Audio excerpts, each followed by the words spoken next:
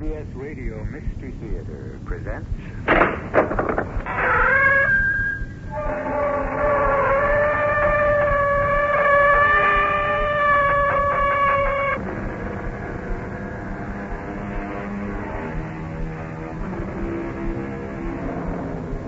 Come in. Welcome. I'm E.G. Marshall. And I carry a feeble, flickering lamp that may, for a brief moment, illuminate the darkness that surrounds us all. Right you are if you think you are, said the playwright. And for all practical purposes, it happens to be true. After all, in so many cases, hasn't right been established by the strongest arm or the loudest voice, or perhaps by the man who manages to live the longest? Our mystery drama, Shotgun Wedding, was written especially for the Mystery Theater by Sam Dan and stars Jack Grimes. It is sponsored in part by Buick Motor Division and Anheuser-Busch Incorporated, brewers of Budweiser. I'll be back shortly with Act One.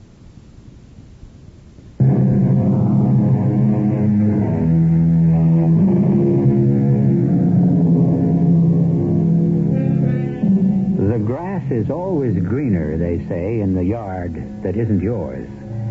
A man will yearn for the security and comfort of a wife and a home, and then, of course, later, he will long for the joys and freedom of the single state.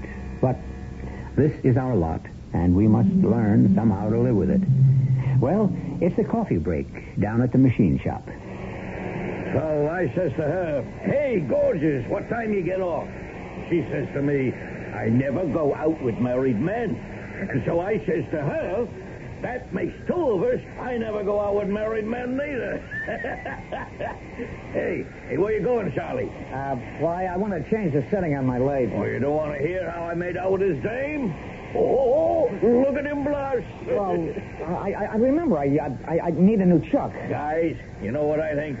I think Charlie here... Now, cut it out, will you, Barney? Let him alone, Barney. Oh, now, gosh, we're only trying to make a man out of the kid. A man, an animal like yourself. Hey, gosh, watch out what you're saying. A man. Does a man defile his marriage? Does a man take the money that should feed his children and throw it away on prostitutes? Okay, Gus, you asked for it. Hey, why, you... Look, you guys... All right, up. Get up, you pig. You haven't had anything yet. Up. Don't hit him again, Gus. Don't. You might kill him.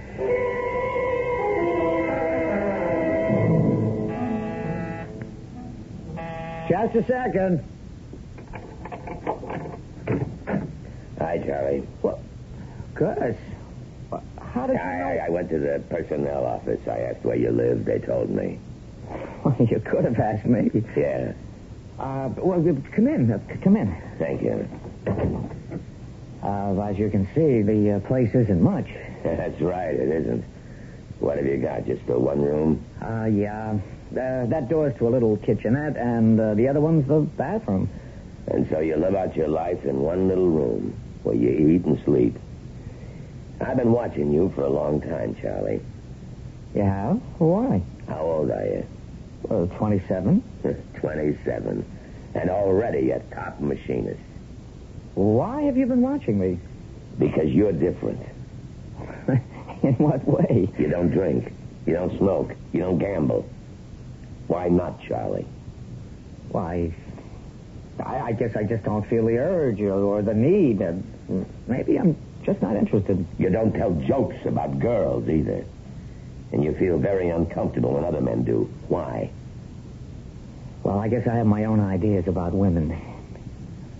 Hey, what is this? What ideas do you have about women?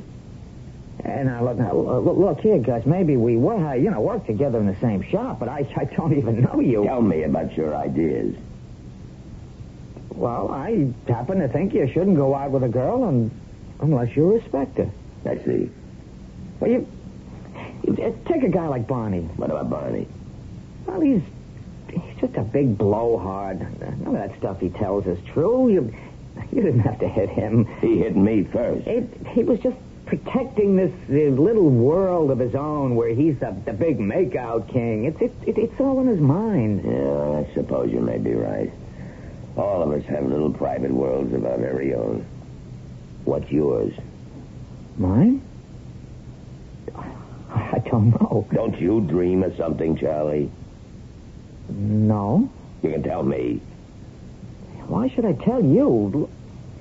Look, what did you come here for? Would you like to meet a girl? What? No, I shouldn't have just said that as if this were just an ordinary girl, Charlie. Would you like to meet the girl of your dreams? Gus, what are you talking about? You didn't answer. Would you like to meet the girl of your dreams? How do you know I know the kind of man you are. I know the kind of girl you want. I think you're crazy. And she's been waiting for you. Don't you think it's just as hard for her? Gus, are you trying to fix me up with some girl? What kind of language is that to use, Charlie? Are you? You know, there's something about a guy close to 30 who isn't married. It's like a red flag to a bull. He bothers everybody. They all try to pair him off as his mother, his sisters, his cousins, his landlady, even strangers. This girl, she's beautiful. Tall, slender, long blonde hair which falls across her slim, graceful shoulders. Sparkling blue eyes. What's wrong with her? What's wrong with her? Nothing is wrong with her. Well, how come nobody's grabbed her by this time? Charlie, this isn't the kind of language I ever thought I would hear from you. Just answer the question. What's wrong with her? She's kind, sweet, generous, loving, and intelligent. How come she's waiting for me? Because only a man like you could appreciate her. Well, who is she? My daughter. My only child. I want to make sure she marries the right man. And I know you two are meant for each other. I didn't know you had a daughter. I didn't even know you were married. Yeah, my wife was dead.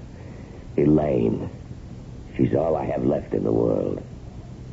Gus, how do you know we could get along? This was meant to be.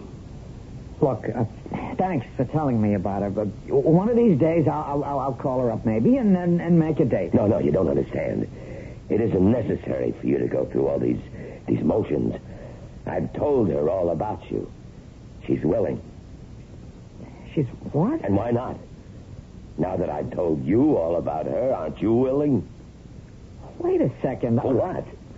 Is life so long? Is there so much time that you can waste even a single solitary precious minute? Regardless of what you say, in your heart, you know you're willing. I don't know any such thing. Deep in your heart, you know you're in love with Elaine. Come with me. We got a long ride. Where? Just above Slaterville. That's where Elaine lives. Yeah, but Gus... Tomorrow is Saturday. We have no work. Yeah, we'll spend the weekend. I planned... What had you planned? Nothing that should stand in the way of meeting the girl of your dreams. Come on, my car's outside.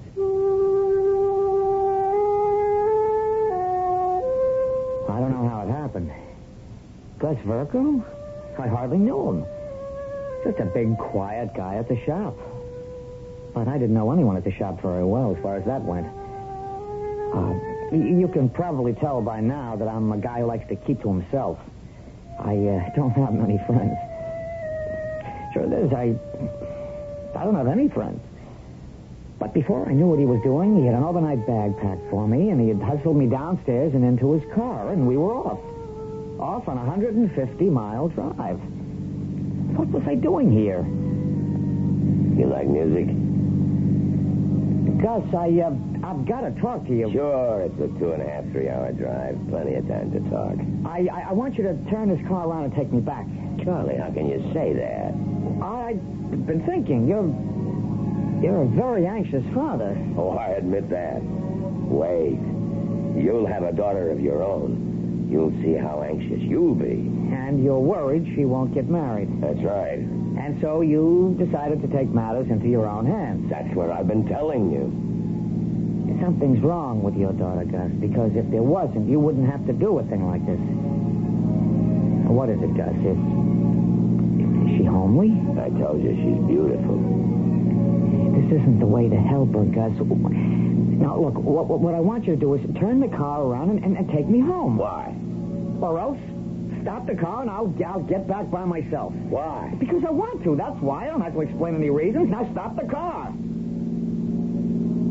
Didn't you hear me? I heard you. Then stop. You're coming with me. Look, Gus, you can't force Shut me up. to... No, I'm doing this for your own good. The next time we stop for gas, or if we pass a cop, It's I'm going such pretty music. Why don't you just shut your mouth and listen? Well, then and there, I decided I had better shut my mouth. He was big and he was tough. I'd seen him almost kill Barney back at the shop. He seemed nice enough, pleasant enough when he was happy. I'd make him mad. Well, I'd play along with it. What else could I do? But I couldn't believe it was happening to me, and when he spoke again, I got cold chills. Next Sunday's her birthday. Did you hear what I said? Yeah, you said next Sunday's her birthday. You know, I was thinking it would be a good day to get married. Married? Birthday, wedding day. Nice timing. A double celebration. And besides, it's economical. You only have to buy one present. I never said I was going to marry your daughter. You don't have to say it. Why should you object? I can't believe it. A thing like this is happening to me. Gus, let me straighten you out, huh? You can strong-arm me into your car and drag me What's to this meet... about strong arm? There's absolutely no way in this world you can force me to stand up there with her at an altar and make me say, I do. Why are you so excited, so nervous? What am I doing? I'm only going to make you the happiest man in the world. Is this how you show your appreciation? All I'm saying is I'm going to decide who I marry. Of course. You and you alone are the only one who has a right to make that decision. Then how can you tell me the wedding is set? Because you've already decided. You know you want to marry her. You've been dreaming about a girl like her your whole life. And now you're about to meet her. You mean you want to back out? What kind of nut are you? What kind of nut am I? Look, the wedding is set, and let's not have any more foolish talk about it. Okay, Gus. Whatever you say. All right, wise guy. You're going to learn a lesson right now. A lesson? Get that tone out of your voice. You know what I mean? The tone that says, I better humor this maniac. Because I'm not a maniac. You understand? Sure, yeah, I understand. There are people in this world who can see what other people can't. You follow this? Sure. It's like an inventor. He looks at a pile of wires and then springs, and he sees a machine. Understand? Sure. I see you, and I see Elaine, and I see a wedding, and that's how it's going to be.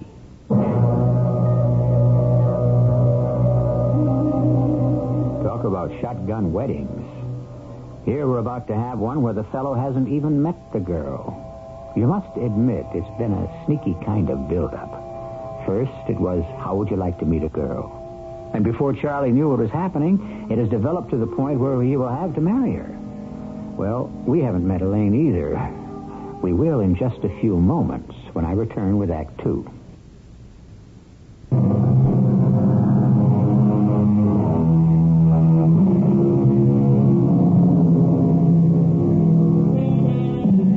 The world seems filled with people who always know what's best for you. They're quite vocal in prescribing the best religion, the best politics, the best books, the best foods. But our hero, Charlie Demarest, seems to be in the power of someone who knows the best bride for him. Not only knows, but has already set a wedding date. When you're in the hands of a madman, then what other word can I use to describe him? You better just go along with him. Why make things worse? So the thing to do is play it by ear and escape at the first opportunity. Well, a couple of miles before Slaterville, we got off the turnpike. We took a country road, and then we made a few more twists and turns, and it's open country. Wild, but very, very pretty. And suddenly, we're there. The house is... I didn't expect it to be so beautiful. It's one of those colonials, white with blue shutters, and there's a smooth green lawn. There are beds of brilliant flowers. A sign on the fence reads, Vertical. You're home, Charlie. Next week, that sign will say, Demarest. Yeah, but... My wedding present to you and Elaine. Look at the place. Isn't it great? Well? Sure. Elaine does it. She loves working in the garden. She's got what they call a green thumb. And the inside's the same way. Oh, what a housekeeper. Everything's spick and span. And cook. Charlie, you can't dream how lucky you are. Being beautiful's one thing. But a woman also has to know how to take care of things. You'll thank me for the rest of your life. Gus, aren't you taking a chance? What kind of chance? Well, you really don't know anything about me. I know everything. Well, how do you know who I am? Shouldn't you be sure of me? You have only one fault. You talk too much. Listen. Yeah. I bought it for her when she was 16. She loves it so much. Elaine, we're here. Hello, Father. He said she was beautiful. But that word couldn't even hope to describe her. I'm not a poet. I'm a machinist, so how can I tell you? It was like a shock, an electric shock. Except it was wonderful. She smiled, and everything inside me came awake. I felt as if I'd never lived before. And she wanted me? Yes, I could see it in her eyes. It was love. Love at first sight. I know it's crazy, but isn't that what love really is? Oh, the music has stopped again. Maybe Charlie can fix it. Can you, Charlie? He can fix anything. Well, He's very modest. Here, can you tell me what's wrong with it? I'll try. Say, why don't you kids get to know each other? I'll check out the dinner in the kitchen. It's all ready to serve, Daddy. Okay, so I'll serve it. I think I see the problem. Yes? It's the spring. You see, it loses its resilience. What I'll do to fix it is make another spring. We have wire at the shop that's made of a new type alloy. You're everything Daddy said you were. And I'll come back and fix it. And I'm so happy I fell in love with you. Elaine, I love you. Would you like to go for a walk? Well, isn't your father expecting us to have dinner? Come on. We'll watch the sunset. She took me by the hand, and we were out the door. The house was at the side of a hill. There was a broad valley below and a river. And the glow of the setting sun turned the water to a brilliant gold, and there was a moment of absolute stillness. No sound of bird or crickets, no sigh of wind in the trees. Complete silence. We held each other very close. It was the moment. The one moment of all the millions of moments in a lifetime that can never be forgotten. The whole weekend was filled with such moments of discovery, moments of joy. We walked, we talked, or we sat together quietly. Will you marry me, Elaine? Yes. Elaine, when? Whenever you say. Now. I did want to marry in a church. Then let's get married next Sunday. Is that all right? Oh, yes, my darling. Well, what are you two up to, huh? Daddy, Charlie has asked me to marry him. Oh, has he? It's to be next Sunday. Well, it didn't take you too long to decide, did it, Charlie? No, sir. You both made me very happy. And now, Charlie, you'll have to tear yourself away from her. Tomorrow's Monday, a working day, and it's getting late. Oh, that's right. Well, could you come back to the city with us, Elaine, and stay with your dad? No, I have so many things to do here. But you'll be all alone. I'll never be alone anymore, Charlie. And neither will you. Hey, we'll be back on Friday night. And what a weekend that's going to be. My whole was different. I felt alive. I was aware of everything. The singing of birds, the perfume of flowers. You don't live until you're in love. And I was in love. Gus dropped me off at my place. See you at the shop in the morning. I went upstairs. I couldn't sleep. I was so happy. I couldn't get over my luck, my fantastic luck. Elaine. A girl like Elaine, and she was mine. Well, before I knew it, morning had come. Time to go to work. But I couldn't concentrate. Hey, Charlie. She's turning, but she ain't cutting. What's up, kid? Too much weekend? Yeah, well, I knew then and there was no use trying. I just couldn't wait. I'd have to see Elaine now. So I asked the foreman, Bill, something's the matter with me. Maybe I'd better go home. Oh, sure. Everybody's entitled to a Monday morning hangover. Just don't make it a habit. On the way out, I stopped at the stockroom and picked up some special wire for a spring. And then I got into my car and headed north. When I got to the sign that announced Slaterville, I turned off onto that country road, and then I realized I was lost. The place couldn't be too far away, but I realized I didn't know which road to take. I pulled into a diner. I figured I'd call her. I looked in the phone book, but I couldn't find the name. Verco. There was no Verco. No Gus Verco, no Elaine Verco. Well, maybe it was a different township. Operator 36.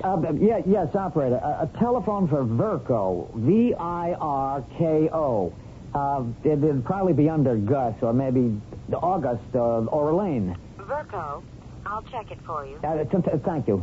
Under V, as in Virginia, IRKO. Uh-huh. I find nothing, sir. But they live up here. They have to be in the phone book. I'm sorry, sir. Yeah. Thank you. Hey, Jerry, why don't you feed the box? Give us a little music around here. You're freeloading, huh? Pop or something once in your life. Oh, what'll it be, buddy? A cup of coffee. One coffee. How's that coffee, bud? Cream? Yes, please. I'm looking for somebody. That's the story of the world, ain't it? Who you after? The name's Verco. What name did you say? Verco. Gus Verco. Gus Verco. Yeah, he lives there with his daughter, Elaine. His daughter, Elaine? Well, I think I went the wrong way when I got off the turnpike. I was there just this past weekend. Where'd you say you were this past weekend? With the Vercos, Gus and his daughter, Elaine. As a matter of fact, Elaine and I are to be married next Sunday. Oh. Could you excuse me just a second? I gotta go in the kitchen. Something's burning. Hello, Sheriff. This is Harry at the diner. Yeah. No, I ain't being held up or anything like that. But I got a nut here. Well, he seems harmless, but he's a nut. Maybe he escaped from someplace. Leave me tell you what he told me. You the gentleman who's been asking how to get to the Virco place? Well, yes, Sheriff, thank you, man. Maybe you can help me. No one else around here seems to be able to. Did you tell Harry here you'd spent this past weekend there? Yes. Hey, Sheriff, is something... Did you also say you were going to marry Elaine Virco next Sunday? Sheriff, what is all this? What's your name, mister? Where are you from? Hey, all I did was ask for directions. May I see your identification? What's the idea? May I? Look, am I supposed to have done something? All right, here's my driver's license. Charles Demarest. Look, all I did was come in here and ask for directions. That's all. That's enough. I'm looking for the Verco place. I'm going to see Elaine Verco. We're going to be married Sunday. Now, why doesn't anybody want to tell me how to get there? When did you and Elaine decide to get married? Yesterday. Yesterday, when I was at the house. I guess most people would think I'm crazy. I only met her Friday night, but... Sheriff, how long does it take when both of you know it's right? Is that your story? What do you mean, story? Now, look, do you want to tell me how to get there? Well, I'll do better than that, son. I'll take you there myself.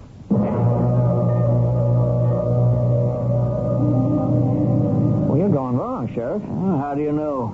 Well, because I remember there were no houses along the way once you turned off. There was nothing but trees and fields. Is that so? No, this is wrong. Now I remember when Gus drove me up, we turned off on a road that read County 37. Oh, there's a sign marker coming up. Read it. County 37, but it can't be. Why not? There was nothing. Nothing. I remember the road took a sharp turn to the right. Well, that curve is coming up about 50 yards. See? And you go uphill, and there's the house. You should be able to see the house from here. Beautiful two-story colonial, white with blue trim, big lawn in front, flower beds. Why are we stopping? We're here. Where? This is the Verco place. Sheriff, you're crazy. This overgrown. All you gotta do is just walk through the weeds and bushes, and you'll see it. What's left of it. But I was here last night. No, you weren't. Look, Sheriff, I'm not crazy. I ought to know where Come on. Take a little walk. I'll show you the house. What's left of it.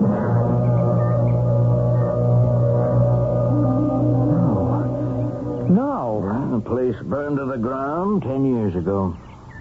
What are you telling me? I was here last night. Verco. Gus.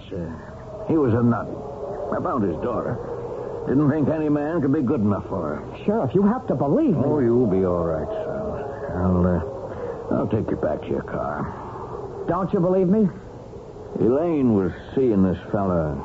He wasn't a bad guy, but no man was good enough for Gus. He killed them both. He's got a terrible temper. And when he was finished, he burned down the house. How? I was here last night. And we were here, too. Well, what did we say back when these proceedings began? Right you are if you think you are? Well, looking at it now, everybody can't be right, can they? But you can be sure of being right if you just stay here till I return with Act 3 in just a few moments.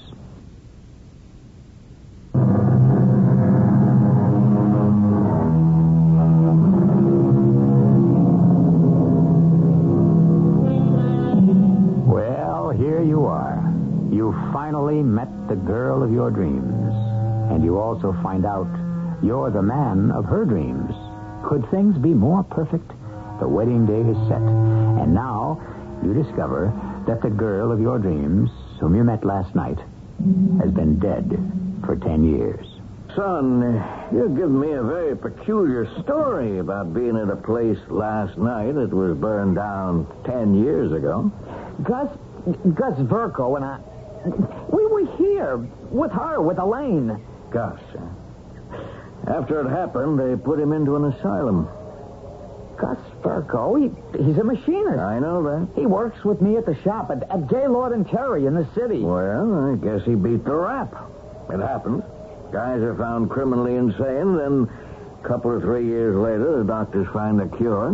I can't believe it. Look, here's what we're up against. The house is burned down. It's rubble. The girl is dead these 10 years. But I was... Okay, let's not argue. Do you want to see the court records and newspapers? I mean, what does it take? I'm sorry, son. It's okay. Well, I'll give you a lift back to the diner. You can pick up your car. Yeah. Say... What is it? This little thing here. Oh, it looks like a box. It's a music box. Listen. Well, I'll be. It plays. So? What about it? Well, according to you, it's been lying out here in the snow, the rain, for 10 years. How can it still play? All I know is what I hear. Wait a minute. Now, when I was here last night, this box was broken. It stopped. The spring didn't work anymore, and so I said I'd bring a new... Look. Look at what? At the work, see? The spring? The spring. Everything else is rusty, corroded, but the spring, it's brand new. What are you trying to tell me? The spring, it still works. Which is why the box can still play. Listen. You see the spring? Not a speck of dust or rust. Well, maybe it's a kind of steel that doesn't rust. Well, it sure is. It's a special alloy. I made this spring myself. I put it here for Elaine. When? When? I came back here. I must have come back here. Yeah? When? Today. I'm back here now. Well, how could you fix the music box today? You couldn't even find the place. When you did, here's what it looks like. Now, Charlie. But the spring, the steel spring. Charlie, do you want to wind up in a nut house? I don't know what to think. I didn't know what to think. I went back to his office. He insisted. He showed me the court record. August Verco did kill his daughter Elaine and her fiancé Walter Rhodes. August Verco did burn down the house. He was sentenced to the state institution for the criminally insane, and there was the story and the pictures in the paper. It isn't true, I insisted. But I was only whistling in the dark. There it was, the record, black on white.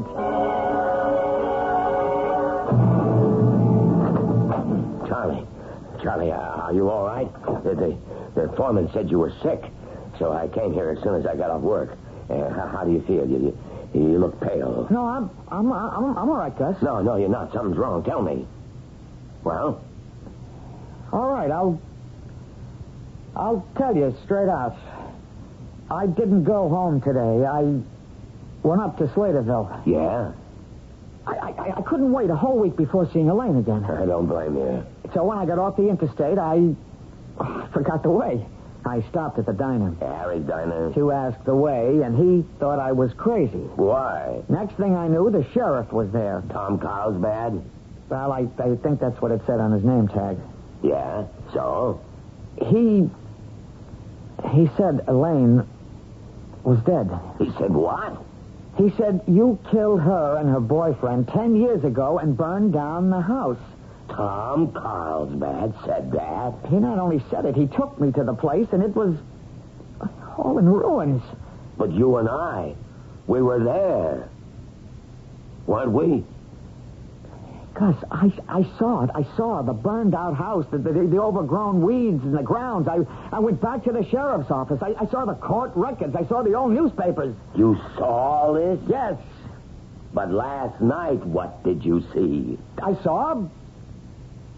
You saw Elaine, didn't you? Yes. How did I know the man in the diner was named Harry? Because there's that big sign on the turnpike exit. Harry's Diner. When you said the sheriff's name was Tom Carlsbad, why did I remember that name on his nameplate? Because you must have seen it someplace. Where? How would I know, but you must have seen it. Gus, I'm going crazy. All right, Charlie. Guys go through all kinds of nutty things just before they get married. I guess it's almost normal. Why don't we drive up there right now?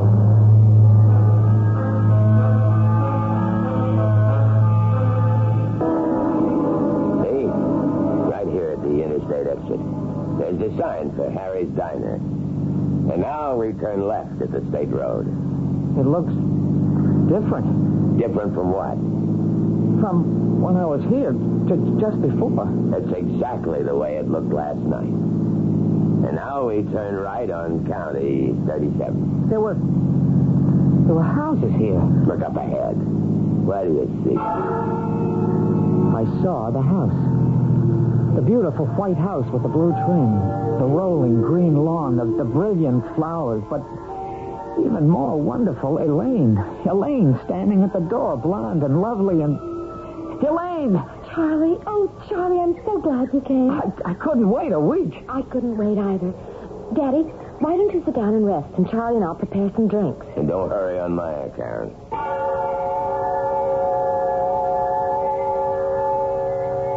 Oh, Charlie, it never sounded better. Well, it's all in the spring. That's the heart of it. With the spring, it can run forever. You're wonderful, Charlie. Oh, just wonderful. I can't believe it. Believe what? The way we are right now, and everything. I can't believe you love me. I do love you. Good things never really happened to me before. Elaine. Charlie, don't. Don't what? We really shouldn't. I only want to kiss you. I know, but... But what? Don't you want to? Of course I do, of course, but it's my father. Your father? He doesn't like it when a man touches me. What are you talking about? Your father brought me here. I know. I love you, Elaine. Do you love me? Yes. Yes, I do love you. Then we have nothing to be afraid of, nothing to worry about. Oh, hold me, Charlie. Closer. Oh, my darling. Dearest Charlie, love me. I'll spend my whole life loving you. I don't want to do anything else. Oh, don't let go of me. Never let go. Hey, what's this? Daddy. What's what, Gus? Take your hands off her. Well, we're engaged, Gus. We'll be married next Sunday. Well, you don't have to paw at her like that, do you? Well, I'm not. Daddy, please, don't be angry. You shut up. Huh? Well, don't you talk to her like that. I'll talk to her any way I please. I see that look in your eyes. What look? That animal look. The same kind of look Barney and all the others have. I thought you were different. What do you mean by different? I thought you'd respect her. I respect her. Oh, no. Go, please, Charlie, go. You heard what she said? Go. Elaine. When he gets like this, oh, please, run away from him, please. But we're in love. Love. Is this what you mean by love? To destroy this beautiful child? Run, Charlie, he'll kill you. You're coming with me. Oh, no. You're not stealing my baby, not you. I'll kill you first. Oh, Daddy, put away that gun. No. Daddy, no. Ah! Daddy, you killed him. You killed him. You killed my daddy. Well, I only... Oh, you killed my daddy. I was looking at something. Some printed letters. It was a name. Carlsbad. And now it became a name plate. And it was the sheriff. And he was looking down at me because I was lying on a bed in a room where everything was white. And the window, it had bars across it. How do you feel, son? Where am I? The hospital. Prison hospital. You got a superficial bullet wound in your arm. I guess you can plead self-defense. What happened? You know what happened. He was crazy. He told you this phony story. You made him face the truth. Got into a fight. He had a gun. You managed to get it away from him. And you killed him. But I was... Lucky someone heard the shots. I found you lying there with that thing in your hand. You still won't let go of it. That music box. The music box. I fixed it. Listen. Sure. Don't you remember yesterday? I told you I fixed it. In addition to pleading self-defense, you can also claim you're crazy. Son, you won't serve a day in jail. But she was... They were... Yeah? I don't know. I just don't know.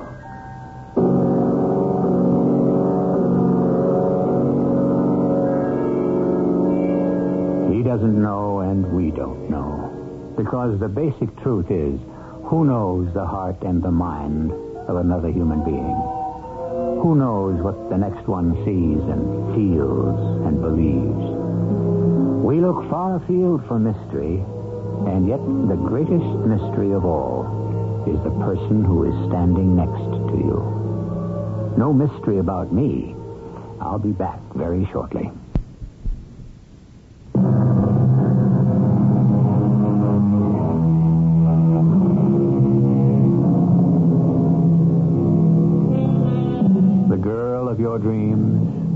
the man of your dreams.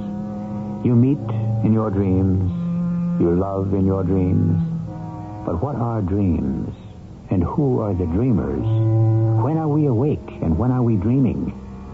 Well, let us worry about all such things. You just tune in for the sheer enjoyment of it. 7 times each week. Our cast included Jack Grimes, Patricia Elliott, Leon Janney, and William Griffiths. The entire production was under the direction of Himan Brown.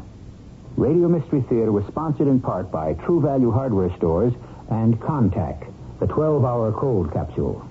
This is E.G. Marshall inviting you to return to our Mystery Theater for another adventure in the macabre. Until next time, pleasant dreams.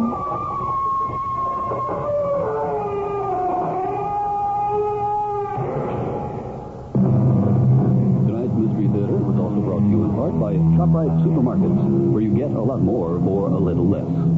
The preceding program was furnished by CBS Radio. Your dial is set for late news with John Scott reporting. This is Barry Farber. Join us immediately following the 8 o'clock news right here over WOR New York, the talk of New York. Coal miners' wildcat strike continues. Authorities pick up remaining suspects in Chowchilla kidnap case. Governor Carey calls for a special session of the legislature to deal with court reform. It's 72 degrees in cloudy mid-Manhattan. The man says occasional showers and a few thunderstorms likely through tomorrow, with rain possibly heavy at times. This is John Scott with the 8 o'clock edition of the news. A number of Eastern Airlines shuttles to and from LaGuardia Airport have been canceled. They are the 8 and 9 p.m. shuttles to Washington and the 7, 8, and 9 p.m.s from Washington. In addition, the 7, 8, 9, and 10 p.m. shuttles to Boston have been canceled, and the 6, 7, 8, 9, and 10 p.m. shuttles from Boston. Eastern says operating conditions have caused the cancellation. It's not known if a slowdown by air traffic controllers is playing a part in the cancellations, but that slowdown is said to be having little impact on the country's airports. The union warned the slowdown would result in widespread delays, but the FAA says things seem to be about normal at all the major air terminals. United Mine Workers President Arnold Miller held a stormy session in Charleston, West Virginia today with 100 leaders of a wildcat strike. Miller says coal mine operators agreed to meet with the UMW once the strike is over, but a suggestion that they return to work first angered about 30 strike leaders who stormed out of the session. The walkout is spread now to 5 states in the Appalachian Coal Belt. It stems from a $50,000 fine levied by a federal judge against the UMW local that struck a coal company in West Virginia. In other labor news tonight, negotiations continue in Washington in the 100-day-old rubber workers' strike, but there's no sign of progress. California cannery workers are voting on a new contract. The voting expected to be complete by the end of the week. The beginning of justice. That's what the mother of 2 victims of the California mass kidnapping called today's arraignment of Richard Schoenfeld. The 22-year-old Schoenfeld pleaded innocent to 27 counts of kidnapping. As he was being arraigned in Chowchilla, the 2 other suspects sought in the case, James Schoenfeld and Frederick Woods IV, were apprehended. James Schoenfeld was picked up in Menlo Park, California, and Woods is in custody in British Columbia. They are also to be charged with 27 counts of kidnapping. President Ford moved today to within 29 delegate votes for a first ballot presidential nomination at the Republican National Convention next month. 3 Louisiana delegates and 1 delegate from Pennsylvania, who were previously uncommitted, have now switched to the president. The Associated Press tally gives Mr. Ford 1,101. Challenger Ronald Reagan has 1,023. The man Reagan said he'd want as a running mate, Senator Richard Schweiker, told Pennsylvania's Republican delegates why he agreed to be on a possible ticket with Reagan. Schweiker said he believes the only way the GOP can beat Jimmy Carter and Walter Mondale is by opening the door to the moderate wing. A federal judge reserved his decision today on the Ford administration's bid either to lift or make permanent a preliminary injunction against food stamp regulations. The Agriculture Department's new eligibility standards would take stamps away from more than 1.25 million families and save about $1 billion. Meanwhile, about 2 million families would get increased aid under the new rules. Congressman Robert Sykes says he's disappointed the House voted to reprimand him on 2 counts of financial misconduct, but the Florida Democrat said he thinks the reprimand, the mildest form of rebuke the House could have given, will help him win re-election. Sykes also received permission from the House to put into the congressional record a statement in which he said a reprimand is 1 step short of exoneration. The Transportation Department says lowered speed limits played a major role in reducing highway deaths in 1974.